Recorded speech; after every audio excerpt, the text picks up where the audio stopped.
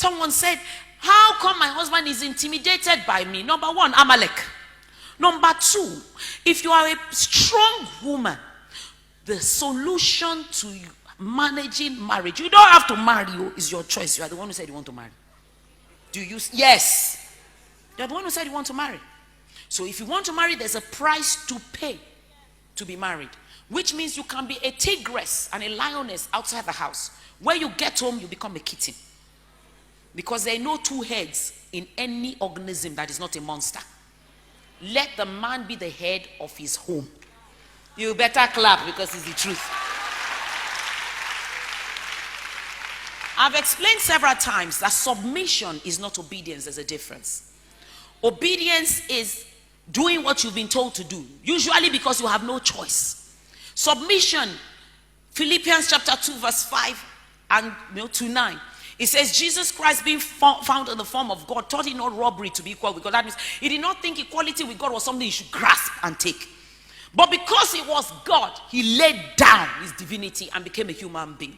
Now, for you to say, yes, I'm smarter than my husband, it's not news. Women are sharp. We have intuition.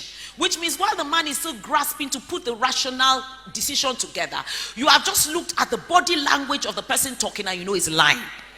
But the man is looking at the statistics. It is something God created us with, you understand? So we can catch the micro expressions of a baby.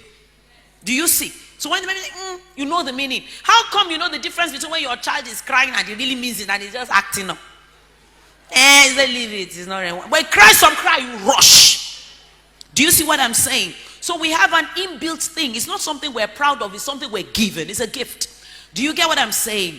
But because you know you are smart, you deliberately put down what you have. That is submission. I mean, let me give you an example.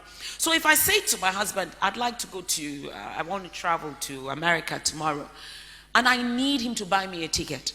And he says to me, I don't have money for a ticket, and I sit down in Lagos. I have obeyed him. But if he says, don't go now, and I have money to buy the ticket, I'm merely telling him I'm going, and I decide to sit. That is what? Submission. Do you see the difference? A lot of women are obeying and not submitting. And they're telling strong women about submission. You can't say it. You dare not. You don't understand it. If you had more money than you had, you misbehave. It's because you are broke that you are obeying. It's not submission. Do you still love me? I'm saying it because God is raising a breed of very powerful women who will also stay married. By the grace of God, I've been married 23 years. 1996. So you see, what we're saying is, let the man have his say. Say your own. After you've said it, you don't need to repeat it. You've made your points. After a while, he will begin to see that you make sense. After a while can be 3 years, 4 years, 5 years. Yes. But he'll begin to see that when you say something, it makes sense. My husband says, you better do what Jumoke says. It's not rational. What is true? To him, it's not rational, but to me and you, it's rational, But men don't think that we're rational. That in the end, the thing, he learns. Do you get what I'm trying to say? So how do you deal with a husband that is intimidated by you? Let him be the man in his own house. It's his house. He married you. It is Korede weds Jumoke. Some people sagalo the thing. But it's the man wedding the woman. So when you get back to your office where you control 500 people, be the leader. But when you get home, let him lead. You still love me. You don't want to hear that. I have said you don't have to be married. It's not by force.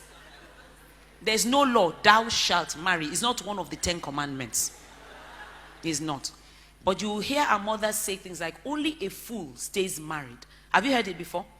And it's not a fool. They just mean that if you rise to the full level of your smartness, it will be very difficult for you to stay married. Say what you want to say, then keep quiet. That's why I gave the example of Akpos once. I said Akpos was stuck, he's in class. And the teacher said, get up, Akpos. Akpos did not stand up. Get up. He did not stand up.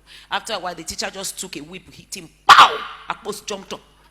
They said, you see, you are standing. Akpos said, Tisha. True, I stand up. But inside, I sit down. That is the opposite of submission. Submission is you willingly, he has said it, he's a leader, Let him have his way.